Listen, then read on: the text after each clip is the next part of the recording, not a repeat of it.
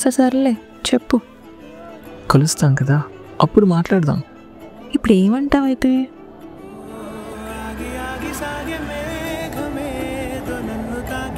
సడన్గా తను ఇంక చాలు ఇంటికెళ్ళు అనేసరికి కొంచెం ఇబ్బందిగా అనిపించింది.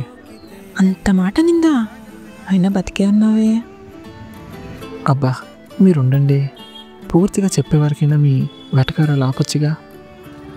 సర్లే చెప్పు.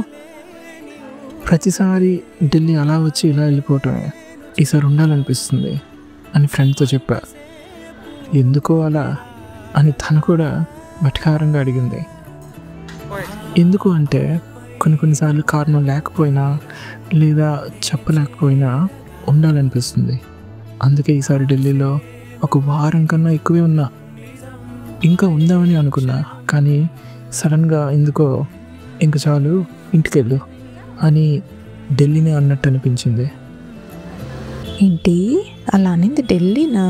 ఏదో అమ్మాయి అన్నాడు చెప్పు. ప్లేసెస్ కూడా మనుషుల్లానే కదండి, మోస్ట్లీ ఫెమినిన్లానే అనిపిస్తాయి. మనం వాటితో మాట్లాడతాం, అవి కూడా ఏదో ఒకలా కొన్ని మనకి కన్వే చేస్తాయి. కొన్నిసార్లు వెళ్ళాల్సిన అవసరం ఉన్నా ఆపేస్తాయి, ఇంకొన్నిసార్లు ఉండాలని ఉన్నా పంపించేస్తాయి.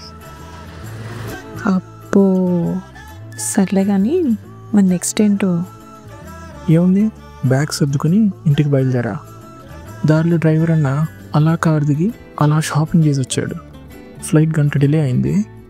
ఇంటికి వచ్చాకేమో మొక్కలు బయట కనపడ్డాయి. డోర్ తీసాక అమ్మ లేకపోయినా అబ్బా ఇంటికి వచ్చేసామే అని ఒక రిలీఫ్.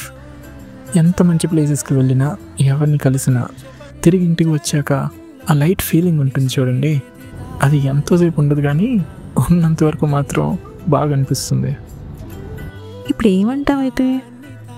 మంగళవారం ట్రైన్ ఎక్కాలి, అప్పటిదాకా ఆలోచించాలి. దేనికోసం? కలుస్తాం కదా, అప్పుడు మాట్లాడదాం. చూద్దాం మరి ఏమవుతుందో. చూద్దాం ఏమవుతుందో.